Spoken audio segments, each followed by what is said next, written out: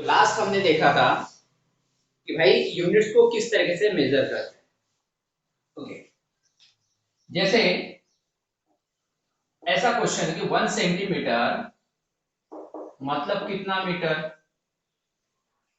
ठीक है, तो यहाँ पे एक चीज मैं तुमको समझा दूं, जब भी छोटा यूनिट है, छोटे यूनिट को बड़े यूनिट में कन्वर्ट करना है तो डिवाइड करना पड़ता है।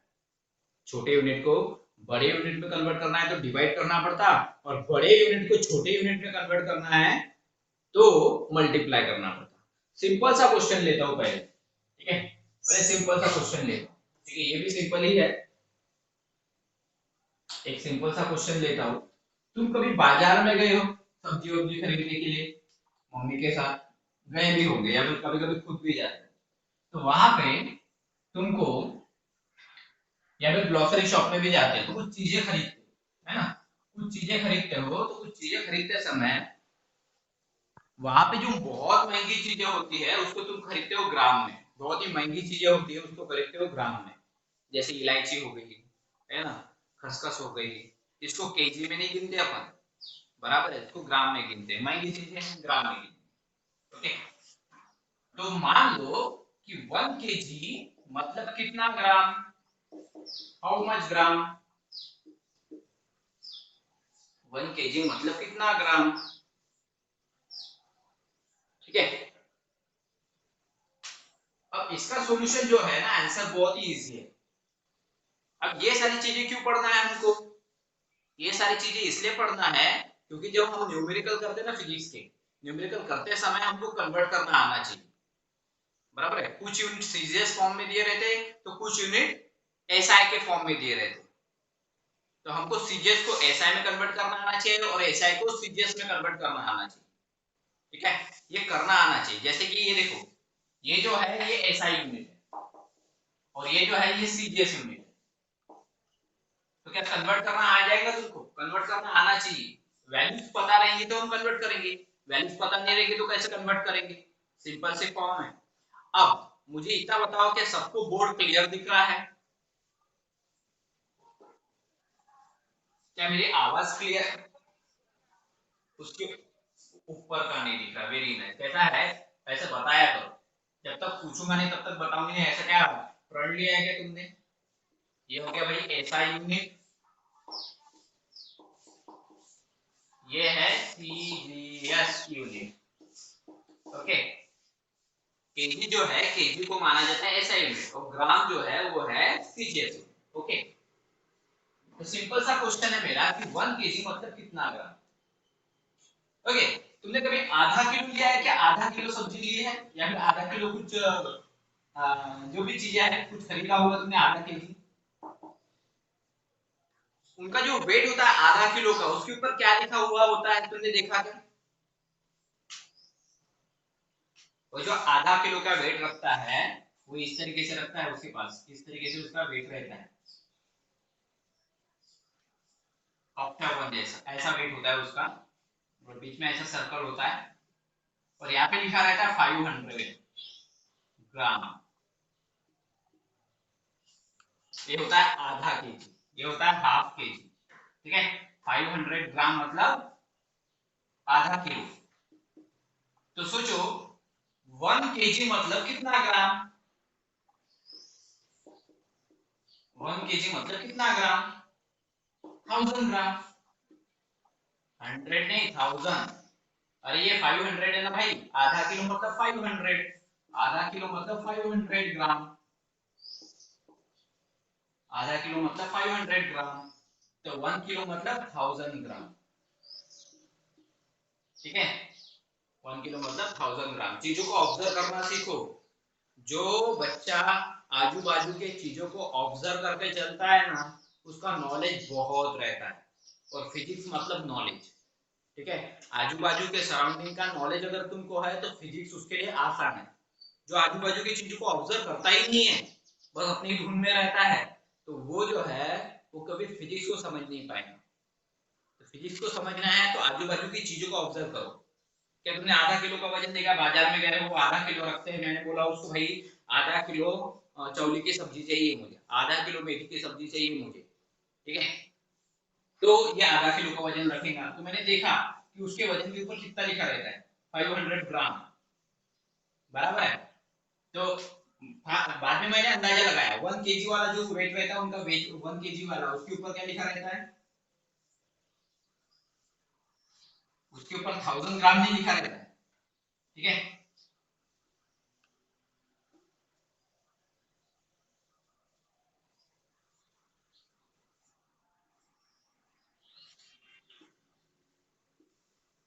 उसके ऊपर लिखा है 1 केजी, 1 केजी वाला जो वेट होता है उसके ऊपर 1 केजी लिखा रहता है, है ना। इसके 500 ग्राम लिखा रहता है, इसके ऊपर 1 केजी लिखा रहता है।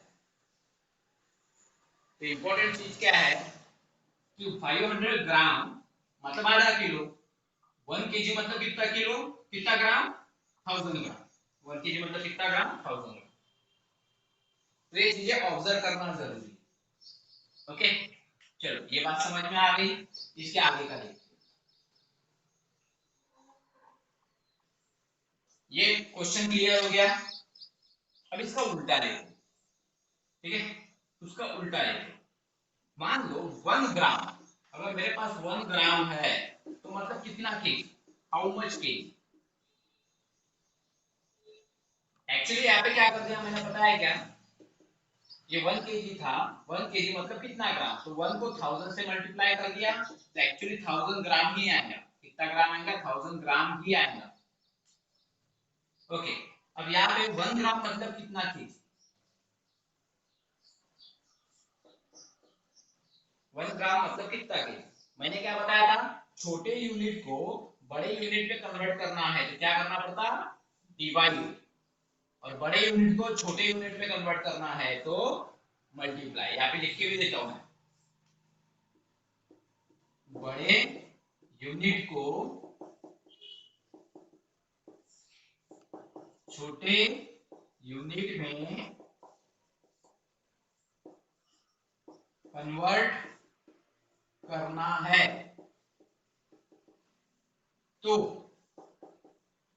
बड़े यूनिट को छोटे यूनिट में कन्वर्ट करना है तो मल्टीप्लाई करना पड़ेगा, मल्टीप्लाई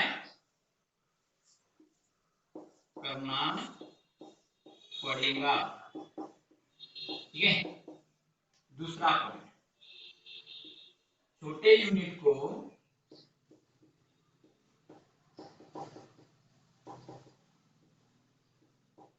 बड़े यूनिट में कन्वर्ट करना है तो डिवाइड करना पड़ेगा, डिवाइड करना पड़ेगा, ओके। ये दोनों पॉइंट ध्यान रखना।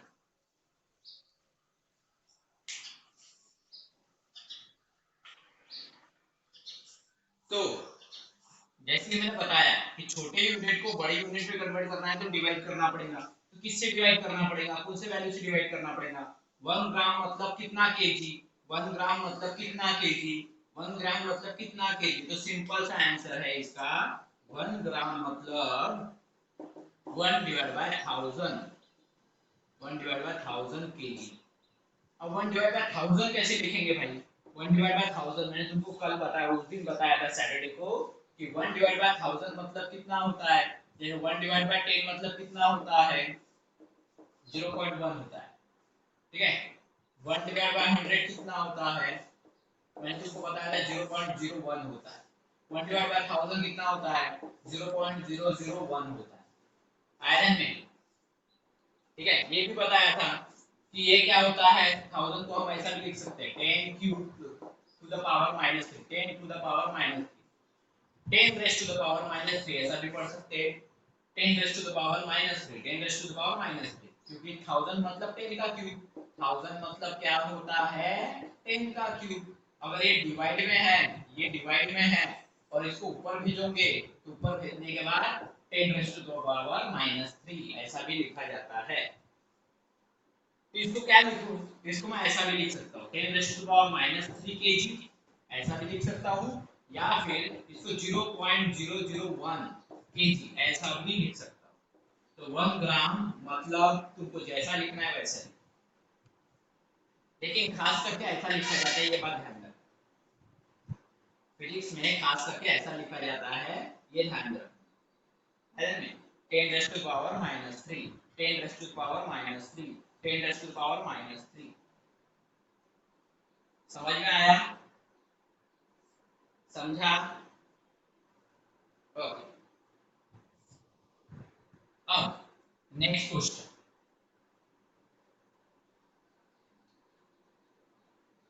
नेक्स्ट क्वेश्चन क्या है हमारे पास? नेक्स्ट क्वेश्चन है हमारे पास कि भाई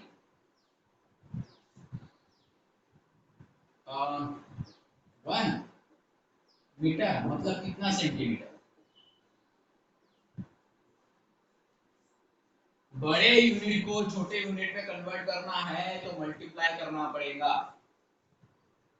सॉल्यूशन, आंसर कौन बताएगा भाई? 1 मीटर मतलब कितना में centimetre? How much centimetre?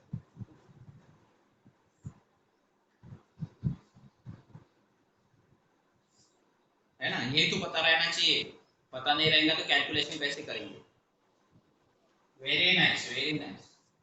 1 into 100 centimetre, ठीक है, ठीक है। 1 इंटू 100 मतलब 100, ये 100 सेंटीमीटर, ठीक है।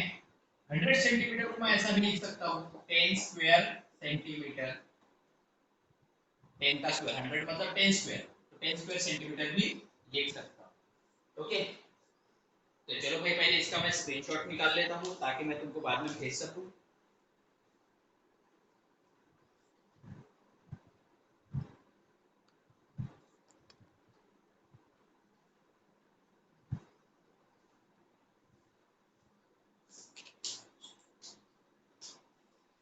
ओके, देखो मैं तुमको बताता हूँ, मैं लेक्चर तो भेज रहा हूँ तुमको, ठीक है, लेकिन दूसरे सब्जेक्ट के लेक्चर टीचर लोग नहीं भेज पा रहे। उनको यानी कुछ इंटरनेट का प्रॉब्लम बोलो या कुछ प्रॉब्लम बोलो, तो तुम्हारा काम क्या है पता है क्या?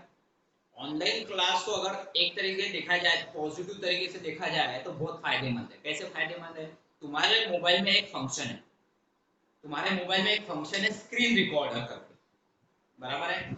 वो स्क्रीन रिकॉर्डर उसको डाउनलोड करो अगर नहीं है तो, और जिसके पास नया मोबाइल है, जिन्होंने अभी अभी 2-3 महीने पहले या फिर अभी 5-6 महीने पहले खरीदा, तो उनके पास वो फंक्शन ऑलरेडी है मोबाइल के अंदर। सेटिंग में जाके देखना पड़ेगा।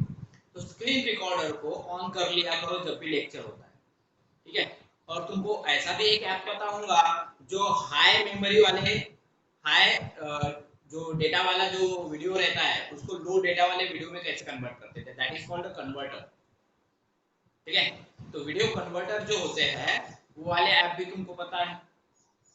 तो अगर जो वीडियो ज्यादा मेमोरी के हो रहे हैं, ज्यादा जीबी के तैयार हो रहे हैं, उसको लो जीबी में कन्वर्ट कर लो, एमबी में कन्वर्ट कर लो, जीबी वाली वीडियो एमबी में कन्वर्ट हो जाएगी। आया में, तो उसमें इंटरनेट खर्चा नहीं होता, बराबर है। और वीडियो रिकॉर्ड करके रख लो अपने पास, ताकि वो लेक्चर पढ़ाई करते समय जब भी तुम प्रैक्टिस कर रहे हो, प्रैक्टिस करते समय वो लेक्चर फिर से तुम्हारे काम में आए, बराबर है ना। चलो, तो इसको पॉजिटिव तरीके से अगर लेते हो तो तुम्हारे लिए फायदेमंद है, और हर दिन कुछ ना कुछ नया सीखने को मिलेगा तुमको। मोबाइल से बोलो, मोबाइल सीखने के फंक्शन जो सीखने हैं वो भी एक जरूरी है ना। आने वाले समय में अपने को कौन सी चीज की जरूरत पड़ेगी कुछ बता नहीं सकते, आयरन में। चलो, अब इसको मिटा देता हूं मैं। नेक्स्ट क्वेश्चन लेते, इसका उल्टा लेंगे।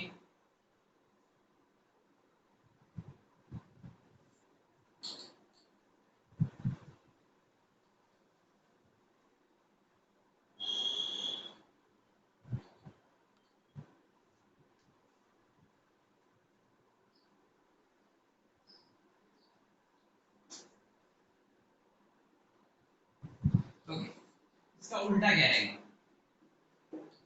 कि भाई 1 सेंटीमीटर मतलब कितना मीटर, ठीक है।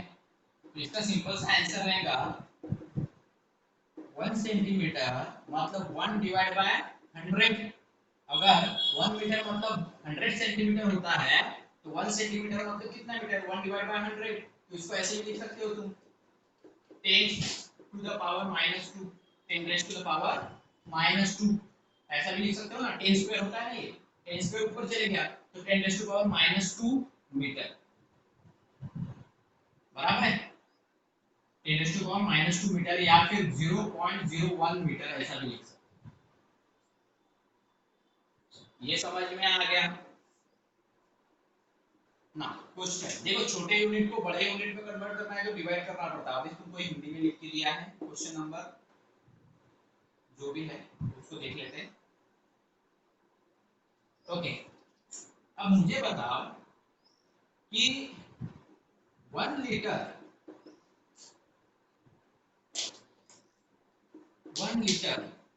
मतलब कितना ml, मिलीलीटर, कितना मिलीलीटर।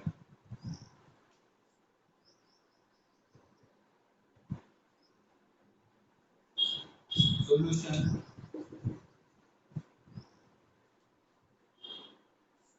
ml मतलब क्या, मिलीलीटर। 1 लीटर मतलब कितना मिलीलीटर। वेरी नाइस, ठीक है। 1 लीटर मतलब, देखो ये बहुत ही बेसिक चीज है, बहुत ही बेसिक।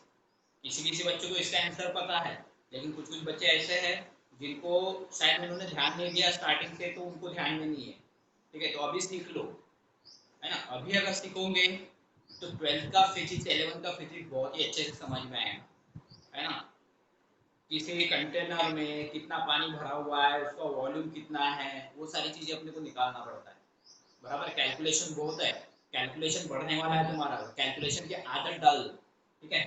तो 1 लीटर मतलब 1000, 1 × 1000। देखो ये 1 से मैंने 1000 को मल्टीप्लाई कर दिया तो आंसर आया 1000, तो 1000 मिलीलीटर, ठीक है, 1000 मिलीलीटर। लेकिन सवाल ये होता है कि भाई 1 ml, 1 मिलीलीटर मतलब कितना लीटर। तो क्या करना पड़ेगा, देखो छोटे यूनिट को बड़े यूनिट में कन्वर्ट करना है तो तुमको डिवाइड करना पड़ता है। इसका सॉल्यूशन क्या रहेगा, इसका सॉल्यूशन रहेगा तुम्हारे पास कि 1 मिलीलीटर मतलब 1 डिवाइड बाय 1000, और 1 डिवाइड बाय 1000 मतलब कितना होता है, 10 raise to power -3 litre, 10 raise to power -3 litre. और इसको ऐसा भी तो लिख सकते हैं, इसको कैसा लिख सकते हैं, 1000 मतलब कितना, 10 क्यूब मिलीलीटर, 10 क्यूब, 1000 मतलब कितना, 10 क्यूब मिलीलीटर। और यहाँ पे क्या लिखा नीचे में, 10 raise to the power -3, 10 raise to the power -3 litre, ठीक है। ओके, अब मुझे बताओ कि भाई 1 मीटर मतलब कितना मिलीमीटर, मिलीमीटर, है ना। 1 मीटर मतलब कितना मिलीमीटर। तो इसका सॉल्यूशन है 1 मीटर मतलब 1000 मिलीमीटर, ठीक है। 1 मीटर मतलब 1000 मिलीमीटर, राइट। इसको ऐसा भी लिख सकते हैं 10 क्यूब मिलीमीटर, 1 मीटर मतलब 10 क्यूब मिलीमीटर। इसका उल्टा 1 मिलीमीटर मतलब कितना मीटर। अगर ये सॉल्यूशन चाहिए तो तुमको क्या करना पड़ेगा, 1000 से डिवाइड करना पड़ेगा। 1 मिलीमीटर मतलब 1 डिवाइड बाय 1000 मीटर। इसको क्या ऐसे लिख सकते हैं, 10 raise to the power -3 metre, right. 1 millimetre मतलब 10 raise to the power -3 metre, ठीक है। 1 मिलीमीटर मतलब 10 raise to the power -3 metre. और भी क्वेश्चन है ना। क्या ऐसा लिख सकते हैं कि भाई बताओ 1 किलोमीटर मतलब कितना मिलीमीटर, या फिर पहले दे दो मीटर, कितना मीटर, है ना। 1 किलोमीटर मतलब कितना मीटर। तो तो सॉल्यूशन है, देखो किलो का जब भी किलो आएगा तब लेना है 1000, जब भी किलो आएगा तब लेना है 1000, और जब भी मिली आएगा, मिली मिली तो मिली, नहीं तो नहीं मिली, ठीक है, हो जाने दो। लेकिन मिली जब भी वर्ड आएगा तो समझ जाना 1000 लगेगा, और जब भी केजी वर्ड आएगा, किलो के, किलो का के आएगा तो समझ जाना 1000 लगेगा। दो चीजों में 1000 लगता है, एक तो मिली में लगता है और एक तो केजी में लगता है, के वाले इसमें लगता है। तो किलोमीटर, किलो जब भी किलो आएगा तब 1000 लेना पड़ता है। सॉल्यूशन, तो 1 किलोमीटर मतलब 1 इंटू 1000 मतलब 1000 kilometre, 1000 metre, 1000 metre sorry, 1 kilometre मतलब 1000 मीटर। क्या इसको ऐसा लिख सकते क्या भाई, 10⁻³ मीटर? इसके नीचे का दिख रहा है क्या तुमको? हाँ दिख रहा, दिख रहा, ओके, नहीं दिख रहा? 10⁻³ मीटर, अब तो दिख रहा है भाई।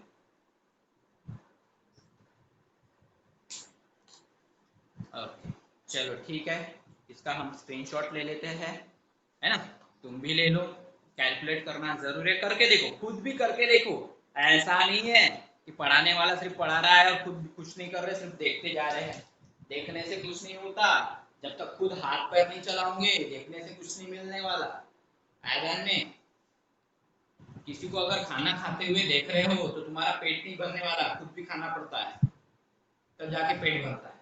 तो वैसे ही पढ़ाने वाला कितना भी पढ़ा दे, तुम सिर्फ देखोगे तो तुम्हारे दिमाग में वैसे 50% बैठेगा या किसी किसी के दिमाग में कम बैठेगा, लेकिन खुद होके जब करते हैं तब 100% दिमाग में बैठता है। बिना प्रैक्टिस के तुमको 100% कोई भी चीज नहीं आएगी, तो खुद करके देखोगे तो ही तुम्हारे दिमाग में पूरी चीजें बैठेंगी, ठीक है? खुद भी करके देखो, आयरन में।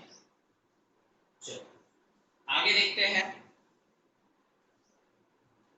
इसको मिटा देता हूं मैं।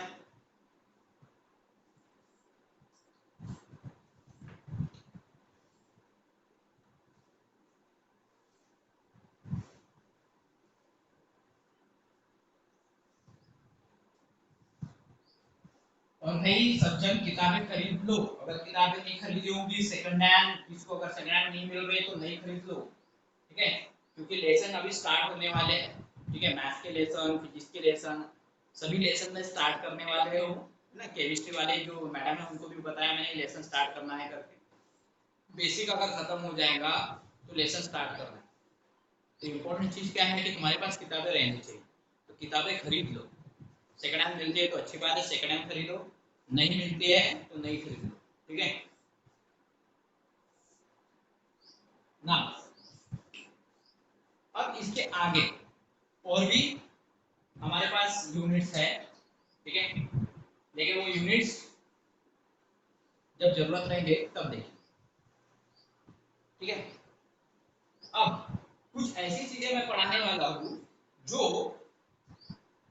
दिखती तो नहीं है लेकिन होती है, दिखती नहीं है लेकिन होती है। तो ऐसी कौन सी चीजें हैं जो दिखती तो है नहीं लेकिन होती है, तो उसके बारे में अपने को देखना है। और मैं करंट के बारे में बात कर रहा हूँ। करंट दिखता तो है नहीं लेकिन होता है, और कब महसूस होता है? जब झटका पड़ता है, और तुमने हाथ लगा दिया झटका लगा, इसका मतलब समझ लेना करंट है, ठीक है? चलो आगे देखते हैं। तो हमारा नेक्स्ट टॉपिक रहेगा करंट के ऊपर, है ना? इसके ऊपर रहेगा current,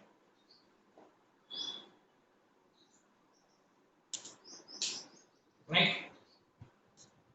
current is denoted by I, capital I, कभी कभी स्मॉल I से भी डिनोट करते हैं, स्मॉल I, ठीक है? सीबीएसई की किताब में देखोगे तो स्मॉल I से डिनोट किया रहेगा, और स्टेट बोर्ड की किताबें देखोगे तो उसमें कैपिटल I से डिनोट किया रहेगा, ठीक है? तो करंट किसने डिस्कवर किया? कौन ऐसा साइंटिस्ट था जिसने करंट के बारे में डिस्कवरी की?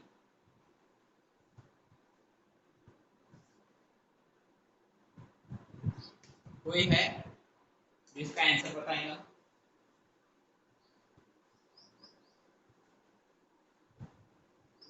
नहीं है, बराबर है? कोई नहीं जो आंसर नहीं बता, ठीक है। करंट की डिस्कवरी की थी एम्पियर ने, ठीक है, एम्पियर, ठीक। थोड़ी सी स्पेलिंग में कई मिस्टेक हो सकती है क्योंकि साइंटिस्ट का नाम है और साइंटिस्ट के नाम कैसे रहते हैं, क्या स्पेलिंग रहती है, कभी कभी प्रॉब्लम आती है। एम्पियर, ठीक है। तो एम्पियर नाम का जो साइंटिस्ट था उसने करंट के बारे में डिस्कवरी की, ठीक है। और किस तरीके से बताया, भाई करंट तो दिखता नहीं है ना, और किस तरीके से डिस्कवरी की उसकी, बराबर है, वो भी मायने रखता है। तो उसने देखा कि भाई एक वायर है, एक वायर है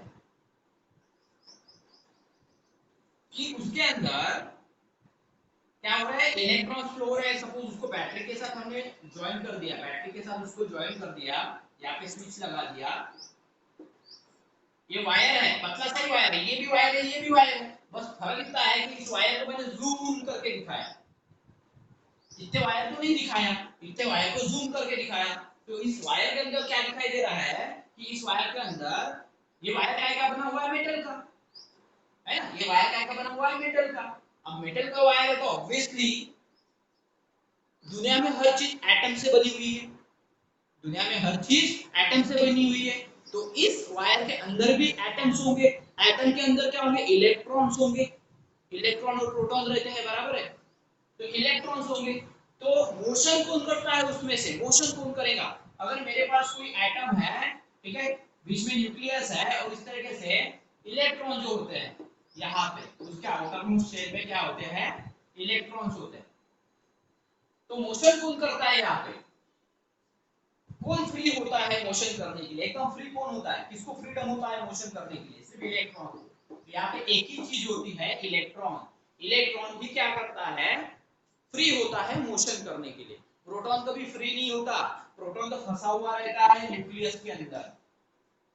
न्यूट्रॉन, न्यूट्रॉन इसलिए कोई चार्ज ही नहीं है, इसको चार्जलेस है, उसको ऊपर कोई चार्ज नहीं रहता, ना पॉजिटिव रहता ना नेगेटिव रहता, वो न्यूट्रल रहता है। और प्रोटॉन न्यूक्लियस के अंदर रहता है, न्यूट्रॉन के साथ बंधा हुआ रहता है इस तरीके से। अगर मैं न्यूक्लियस को दिखाऊं तो इस तरीके से मैं तुमको दिखा सकता हूं।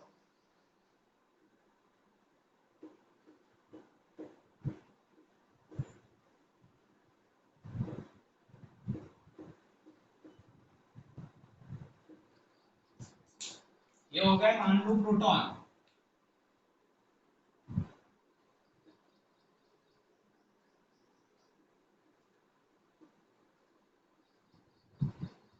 और ये हो गया मान लो न्यूट्रॉन, रेड वाले।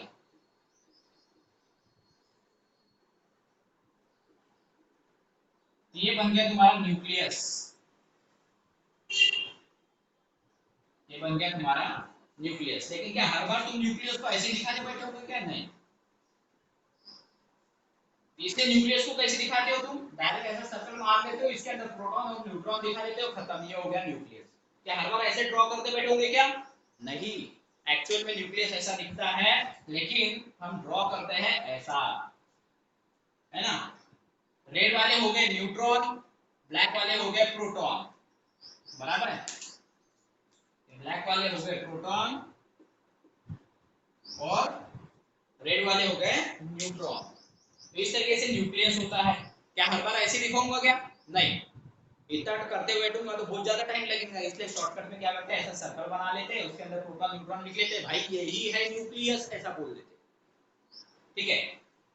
तो बात समझ में आ गई, ओके। तो एम्पियर के पहले भी एक साइंटिस्ट था जिसने एटम के अंदर जो चार्जेस होते हैं, मतलब इलेक्ट्रॉन और प्रोटॉन, उसके बारे में समझाया था। चार्जेस के बारे में समझाने वाला कौन सा साइंटिस्ट था भाई, नाम बताओ।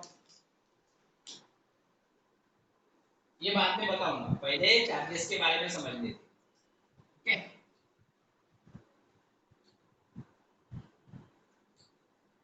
ओके, बताओ चार्जेस के बारे में कौन था, कौन से साइंटिस्ट ने चार्जेस के बारे में बताया। क्या तुमको पता है क्या, अपने सराउंडिंग में एटम्स घूमते रहते हैं, पार्टिकल घूमते रहेंगे ना अपने सराउंडिंग में, अपना पूरा वर्ल्ड पार्टिकल से भरा हुआ है, हर जगह देखो पार्टिकल, हर जगह देखो पार्टिकल। अपने सराउंडिंग में भी बहुत सारे पार्टिकल है जो अपने को दिखाई तो नहीं देते, लेकिन जब धूप आती है किसी छोटे से होल में से, किसी के घर के अंदर या फिर किसी की खिड़की के अंदर से छोटी सी एक सूरज की किरण आती है, तो उसके अंदर बहुत सारे पार्टिकल्स दिखते हैं। इसका मतलब वहां पे ही पार्टिकल है क्या, बाकी जगह नहीं है क्या? नहीं, हर जगह पार्टिकल है। लेकिन सन क्या कर रहा है, सन की लाइट जहां से आ रही है वो बस रिफ्लेक्ट हो रही है इसलिए दिखाई दे रहा है।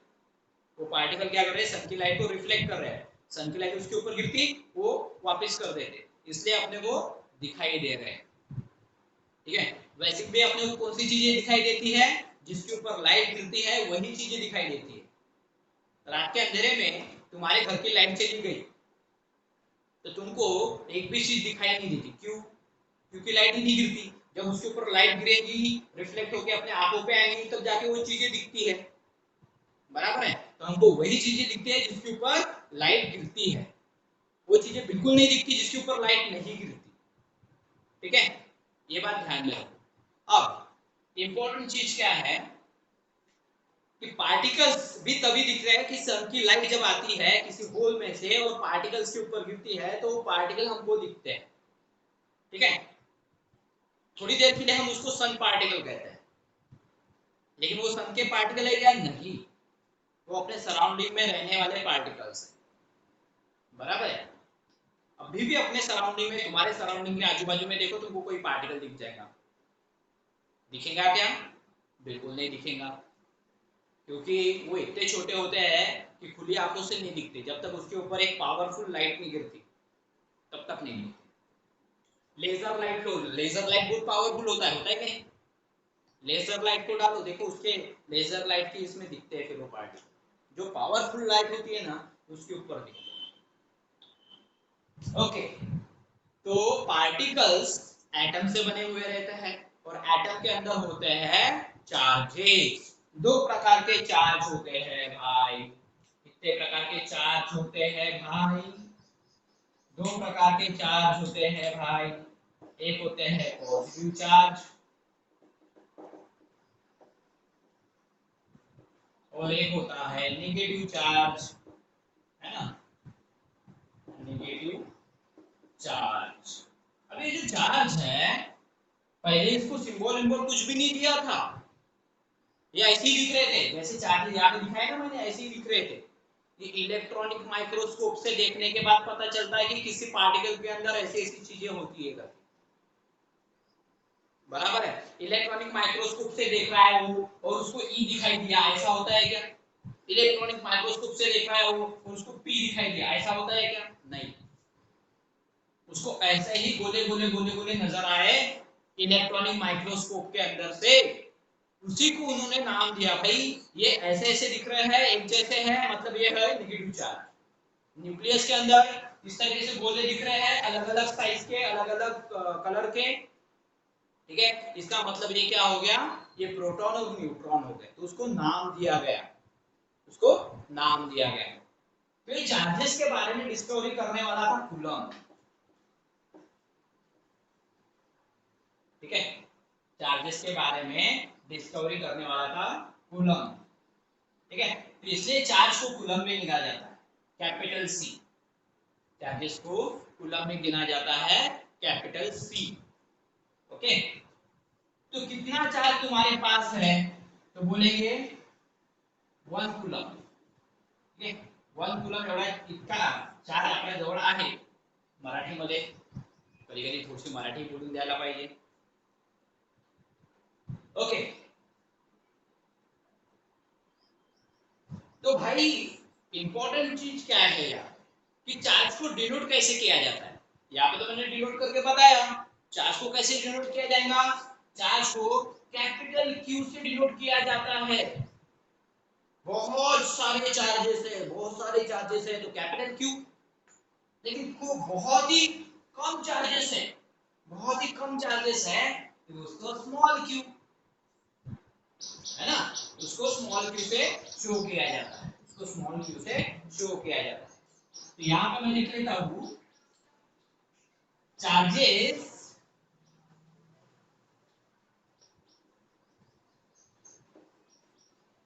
is denoted by